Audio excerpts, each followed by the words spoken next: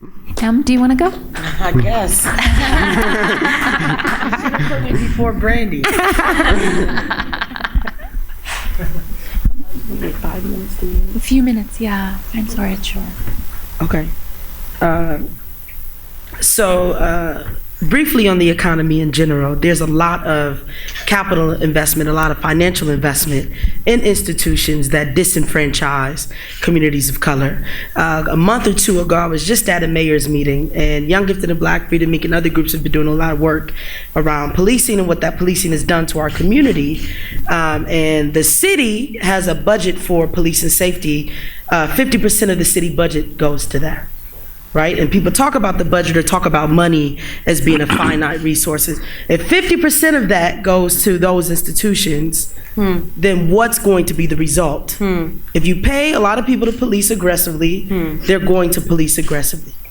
If you put a lot of money in economic development in disenfranchised or economically subjugated communities, people are going to grow and prosper. A year or so ago, when Young, Gifted, and Black formed, the county was proposing putting over 100 and something million. At the time, though, they were currently thinking about $8 million into developing a new jail, right?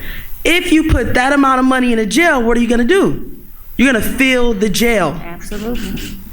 If money is a finite resource and you are putting all of your resources, the majority of your resource in those institutions that are economically oppressing, as well as other ways, but oppressing communities, you're going to continue to have the oppression of communities, right? So a challenge is, if we have a finite amount of money, where are people putting the money?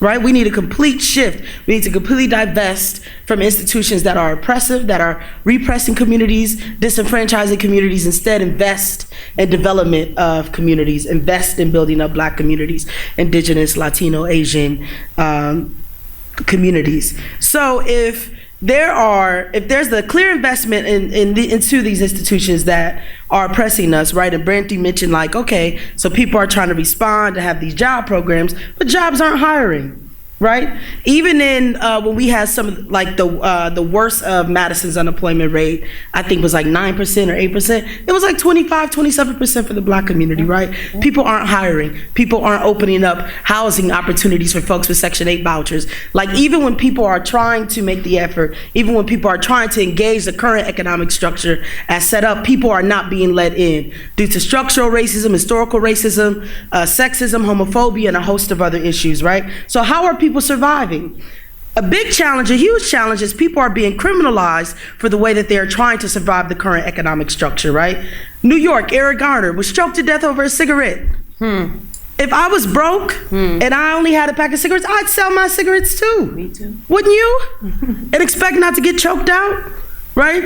Eric Garner choked. Detroit, they cut off tens of thousands, perhaps even over 100,000 folks' water supplies, and then passed down legislation that criminalized people for collecting rainwater. Right, when people are trying to develop alternative economies to survive these realities, those things are being criminalized, right? We have the continuous fight of Indigenous folks in this state trying to protect their water rights, to allow them to still be able to fish and drink clean water. But corporate interest is coming in there, taking all of that away. And when those same Indigenous people who've been living that way for hundreds of years, self-sustaining in communities, and that was their political economy, that was their solidarity economy, they're gonna go to jail. Right, we are criminalizing the ways that people are developing and creating alternate forms of economy. We organize, Freedom Inc., one of the communities that we organize in is the Bayview community, which is on the south side, is that triangle area. Many of those folks there are from Laos and have grown up connected to the land, right? Like, that's how they survive. They grew their own food, their spirituality, their culture, much of it's connected to the land. And so here they are trying to grow tomatoes wherever they can grow them, food wherever they can grow them, and they're getting ticketed and fined and being told that according to city ordinance, this is not how you are supposed to do whatever with plants, or according to HUD regulations and rules, you're not supposed to grow whatever outside on whatever windowsill, right? There's the continual criminalization of the ways that oppressed communities, the ways that poor communities are trying to resist and build solidarity economies. So the question before us and I think this has been echoed several times, is who is this working for? It's not working for us. And in fact, I challenge you to name a decade in this country that ever worked for Black people, for Indigenous people, for Latino people, right? We got undocumented workers whose labors are being exploited. We got folks in prison who making 20 cents a day, right? That's part of the economy, right? So like, how are we building an economy that's just?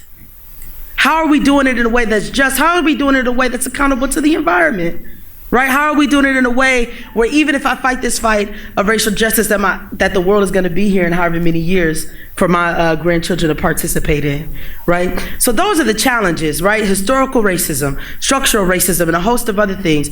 If we're not talking or having that conversation, we are going to continue to invest our monies in institutions that are disenfranchising our communities, even if well-intended, even if those institutions or services are well-intended.